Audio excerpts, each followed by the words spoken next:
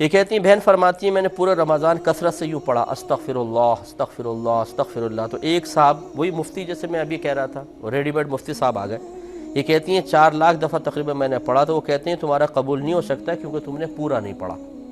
لا حول ولا قوت الا باللہ، شاید وہ یہ کہنا چاہتا ہے بیچارہ جاہل اعظم کہ استغفر اللہ تعالی ربی من کل ذنب واتوب الیہ، یہ پورا پڑھنا چاہیے تھا، حالانکہ استغفر اللہ مکمل ایک جملہ ہے، اس کا ترجمہ یہ ہے کہ اے اللہ تعالیٰ میں تجھ سے اپنے گناہوں کی بخشش طلب کرتی ہوں۔ بتائیے یہ پورا ہی تو ہے استغفار، باقی جتنے آپ الفاظ زیادہ کرنا چاہیں کر لیں، یہ کیا مطلب ہے کہ استغفر اللہ کہا تو یہ مکمل نہیں ہے؟ کیوں مکمل نہیں ہے؟ ان سے پوچھیں کیا وجہ ہے، کیوں مکمل نہیں ہے، اور کہاں لکھا ہے کہ مکمل نہیں ہے؟ معلوم کچھ ہوتا نہیں ہے۔ اور اسی طریقے سے ایک بہن جو 4 لاکھ دفعہ استغفار کر رہی ہیں، اس کے ذہن میں وسوسہ ڈالا، غلط مسئلہ بتا کر زمین و آسمان کے تمام فرشتوں کے لعنت کو اپنی طرف متوجہ کیا۔ تو بہن آپ فکر نہ کریں، فکر کرنے کی ضرورت اس کو ہے، انشاءاللہ مقبول بھی ہوگا، آپ کے گناہوں کی بخشش کا ذریعہ اور سبب بھی بنے گا۔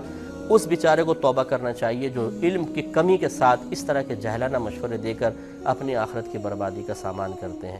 اسی لیے میں عرض کرتا ہوں، یہ دیکھیں میرا غصہ بالکل بجا ہے، ایک شخص نے اپنی بیوی کو 3 طلاقیں دیں، اس کی ماں ایک حافظ صاحب کے پاس پہنچ گئی، انہوں نے کہا کہ 60 مسکینوں کو کھانا کھلا دیں پھر اب رکھ سکتے ہیں، سب ختم ہو جائیں گے، طلاقوں کا کفارہ ہو جائے گا۔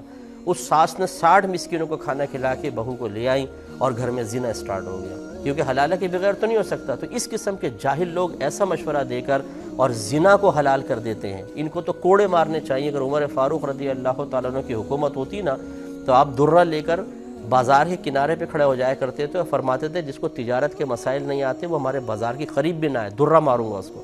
تو ایسا ہونا چاہیے۔ بہرحال آپ ہی نہیں سمجھے گا کہ میں کوئی ایسی حکومت قائم کرنے کے بارے میں کہہ رہا ہوں کہ لوگوں کو کوڑے ماریں، لیکن بہرحال بھائی خدا کے واسطے جب مسئلے نہ معلوم ہو تو اس طرح نہ بتائیے، بہت غلط ہے۔